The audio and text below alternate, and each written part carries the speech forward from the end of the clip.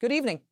I want to start tonight not with a map, not with a casualty count or a military briefing or a satellite image of trenches in the eastern Ukrainian steppe. I want to start with a man, a specific man, a man sitting alone, or at least as alone as a paranoid autocrat ever allows himself to be, at the far end of a comically long white table in the Kremlin's St. Catherine Hall. If you've seen the photographs, you know the ones. The table stretches so far that the person sitting across from him, a foreign minister, a general, a visiting head of state, looks like a distant figure on a horizon. That's intentional. Everything about Vladimir Vladimirovich Putin is intentional. The distance is power. The silence is power. The waiting, making others wait, is power. That is the man who, on the 24th of February 2022, looked into a camera and told the world that he was launching what he called a special military operation to denazify and demilitarize Ukraine. He said it would be swift. His generals, we now know, told him Kiev would fall in 72 hours. Some Russian officers reportedly packed their dress uniforms, the ceremonial kind, pressed and decorated because they expected to march in a victory parade through the Ukrainian capital within the week. Russian state television prepared celebratory broadcasts. Maps were drawn. Champagne, perhaps, was chilled. None of that happened. What happened instead, what has happened over the more than 2 years since that dawn assault began, is one of the most staggering military, political, and moral reversals in modern European history. What happened is that a nation of 44 million people, a democracy that had been building itself slowly and painfully from the rubble of Soviet collapse, decided that it was not going to go quietly. What happened is that Ukraine fought back and kept fighting and fighting and fighting. But here's what I really want you to understand tonight, because this is the story beneath the story, the current running under all the headlines and the briefings and the battlefield maps. Vladimir Putin did not just miscalculate the military situation in Ukraine. He miscalculated something far more fundamental. He miscalculated what kind of people Ukrainians are. He miscalculated the moral clarity that can emerge when free people are asked whether they want to remain free. And perhaps most consequentially, he miscalculated how the democracies of the world, led in critical ways by the United Kingdom, would respond when confronted with naked imperial aggression on European soil. Tonight, we're going to trace the full arc of that miscalculation.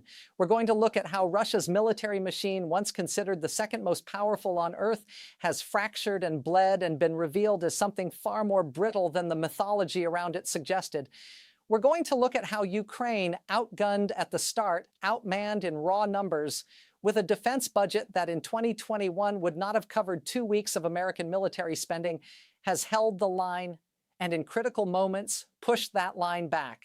We're going to look at the pivotal role that the United Kingdom has played in arming, training, and sustaining Ukraine, a role that was, in many ways, ahead of the rest of Europe. And that set a precedent the alliance ultimately followed.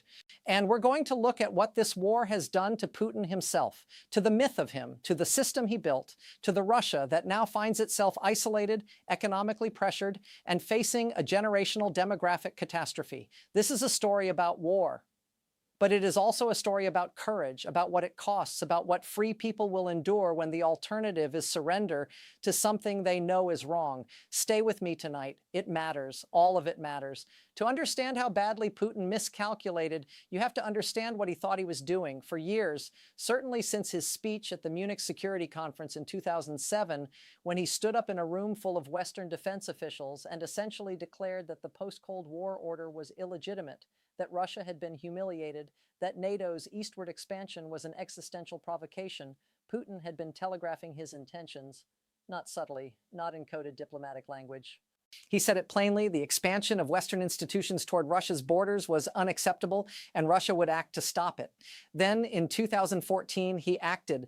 When Ukrainian protesters flooded the Maidan Nezalezhnosti, Independence Square in Kiev, and ultimately forced the pro-Russian president Viktor Yanukovych from power, Putin responded with the annexation of Crimea and the covert military support for separatist forces in the Donbass. It was a calculated gambit that worked, in the narrow sense that Russia faced economic sanctions, but no military response from the West, and Putin kept Crimea. He kept the eastern Donbass conflict frozen at a low simmer, a perpetual destabilizer. And the West, busy with its own internal convulsions, Brexit, Trump, COVID, largely moved on. Putin appears to have drawn a specific lesson from all of this. The lesson was, the West talks loudly and carries a small stick. The lesson was, Ukraine is a fiction, an artificial construct, a historical error that he, in one of his infamous historical essays, explicitly argued should not exist as a separate nation from Russia. The lesson was, with the right amount of speed and shock, a military operation to essentially decapitate the Ukrainian government, install a puppet regime, and present the world with a fait accompli was not just possible, it was probable. He was catastrophically wrong. The first sign that something was going terribly off script came within the first 48 hours. Russian armored columns pushing south from Belarus toward Kiev, a thrust that was supposed to be the spear tip of the entire operation, began stalling on the roads. The logistics, which the Russian military had apparently planned with near magical optimism, collapsed almost immediately. Vehicles ran out of fuel. Supply chains, which had not been pre-positioned adequately, stretched and broke. Ukrainian territorial defense forces, ordinary citizens who had been given weapons and a few weeks of training, ambushed columns from tree lines and overpasses and the rooftops of apartment buildings. The famous 40-mile convoy, that enormous serpent of Russian military hardware that satellite images showed coiled north of Kiev in those early weeks, it sat. It barely moved. It eventually withdrew. The withdrawal from Kyiv Oblast in late March of 2022, which Russian military spokespeople tried to frame as a gesture of goodwill to signal seriousness about peace negotiations, was not a gesture of goodwill. It was a retreat under pressure. And when Ukrainian forces moved back into the liberated territory north of Kiev, into towns like Bucha and Irpin and Hostomel, what they found in those newly freed streets was not the evidence of a disciplined military pullback. What they found were bodies of civilians in the streets, bodies of men with their hands bound behind their backs, evidence of systematic sexual violence, evidence of summary executions. The images from Bucha, particularly those aerial photographs of Yablunska Street, went around the world, and the world reacted with something close to moral vertigo. This was happening in Europe. This was happening now. This was not a distant abstraction from a history book. This was a war crime documented in real time, and it reoriented what had already been a significant Western response into something harder, something more urgent, something that understood that what was at stake in Ukraine was not just the sovereignty of one nation, but the foundational principles of the international order. Let me pause here because this matters enormously for everything that follows. Putin's theory of the case had relied on a specific assumption about Western cohesion, or rather, the lack of it. He had watched, with what appears to have been a certain contemptuous satisfaction, the fractures in transatlantic relationships during the Trump years. He had watched Brexit pull the United Kingdom out of the European Union's institutional framework. He had watched European nations debate among themselves about energy dependence and gas pipelines and economic vulnerabilities. He had concluded, based on what appeared to be substantial evidence, that the Western alliance was too internally conflicted, too economically intertwined with Russia, and too domestically distracted to mount a serious, sustained response to whatever he chose to do in Ukraine. He was wrong about that too. Here is something that does not get enough attention in the American telling of this story. The United Kingdom was ahead of almost everyone. When we talk about Western support for Ukraine, the narrative often focuses on American military aid, the Javelins, the HIMARS, the Abrams tanks, the Patriot air defense systems, the enormous legislative packages that moved through Congress with varying degrees of friction. And American support has been essential, transformative, possibly decisive in keeping Ukraine in the fight during its most desperate hours. But the British role, particularly in the period before the full-scale invasion and in those critical early months when the outcome was genuinely uncertain, deserves to be told with the clarity and emphasis it has often lacked. In the months before February 24, 2022, as American and British intelligence agencies were publicly warning that a Russian invasion was imminent, warnings that were met with a certain skepticism in some European capitals and outright dismissal from Kiev's own government, the United Kingdom took a step that was, at the time, quite bold. It began flying lethal weapons directly into Ukraine, anti-tank missiles, specifically the next-generation light anti-tank weapon, the NLAW. The British government approved the transfer, and the flights began, not in secret exactly, but not with fanfare either, quietly, practically with the pragmatism that has sometimes characterized British defense policy when stripped of its more performative elements. The NLAWs mattered. They mattered enormously. When those Russian armored columns came grinding down the roads of northern Ukraine, Ukrainian forces armed with NLAWs were able to stop them. The weapon is designed to be operated by a single person with minimal training. It can be fired from enclosed spaces. It targets the top armor of tanks, which is typically thinner than frontal armor. Ukrainian soldiers use them, many of them ordinary citizens who had been handed a weapon and a few days of instruction, to destroy Russian armored vehicles at a rate that was genuinely shocking to military analysts who had spent years studying comparative force assessments. The NLAW is not a complicated story, but it is an important one. British weapons, delivered before the war began in earnest, helped blunt the initial Russian advance in ways that gave Ukraine time to organize, to resist, to survive those first terrible weeks. But British support did not stop at anti-tank missiles. It evolved thoughtfully, strategically, with a consistency that outlasted several changes of prime minister and the considerable domestic turbulence of British politics in this period. Under Boris Johnson, who was widely criticized for many things during his tenure, but who genuinely, even passionately believed in Ukraine's cause, British support accelerated. Under Rishi Sunak, the commitments deepened.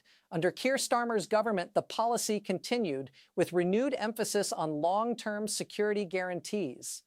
Through the revolving door of Downing Street, Johnson, then Truss, then Sunak, then Starmer, the one consistent thread in British foreign policy was Ukraine. This is not an accident. It reflects something about British strategic self-understanding in the post-Brexit era, the idea that global Britain needed to demonstrate that it could be a serious actor on the world stage, that leaving the EU did not mean retreating from European security. Whether or not you find that framing convincing, the practical effect has been substantial. The United Kingdom has been, by multiple metrics, among the most generous providers of military support to Ukraine relative to the size of its own economy. The weapons that Britain has supplied are worth cataloging not as a dry inventory, but because each category represents a threshold that, once crossed, changed the nature of the conflict.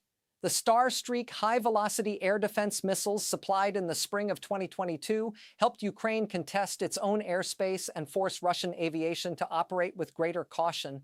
The AS-90 self-propelled artillery systems gave Ukraine additional long-range fire capability. The Challenger 2 tanks, Britain announced this commitment in January 2023, before Germany had agreed to supply Leopard 2s, before the United States had agreed to Abrams tanks, were a watershed moment. Not because of the specific number of tanks involved, which was modest, but because of what the decision meant. A NATO member state was committing to supply main battle tanks to Ukraine. It broke what had been a psychological dam that multiple European governments had been sheltering behind, and within days of Britain's announcement, the tank coalition, Germany, the United States, Poland, Portugal, the Netherlands, fell into place. And then there were the Storm Shadow cruise missiles. The Storm Shadow is a long-range air-launched precision cruise missile. It has a range of over 250 kilometers. In the spring of 2023, the United Kingdom became the first Western nation to supply such weapons to Ukraine. And in doing so, it gave Ukraine the ability to strike deep behind Russian lines, to hit logistics hubs, command centers, ammunition depots, and military infrastructure at distances that Russian planners had, perhaps, assumed were out of reach. The practical and psychological impact was significant. Ukraine used Storm Shadows to strike the Kerch Bridge linking Crimea to mainland Russia, one of Putin's great personal vanity projects, his symbol of permanent possession of the peninsula, and to hit Russian naval assets in Sevastopol harbor that had operated there with relative impunity. The strikes were tactically meaningful, but symbolically they were enormous. They demonstrated that there was no sanctuary, that even assets Putin personally cherished were within reach. The British training mission deserves particular attention because it is less visible than weapons transfers, but arguably just as important. Operation Interflex, the United Kingdom's program to train Ukrainian recruits, has been running since the summer of 2022. By the assessments available as of this writing, it has trained tens of thousands of Ukrainian soldiers. These are not soldiers being trained to become soldiers. Ukraine has more than enough people willing to fight. These are soldiers being trained to fight more effectively, with modern combined arms tactics, with medical training, with the kind of institutional knowledge that takes professional military organizations decades to accumulate. British Special Forces, the specifics of their involvement are not publicly disclosed in full, as you would expect, have reportedly played a role in training Ukrainian forces in specific skills: sniper operations, maritime special operations targeting methodology. The British fingerprints on Ukraine's military transformation are, if you know where to look, quite visible.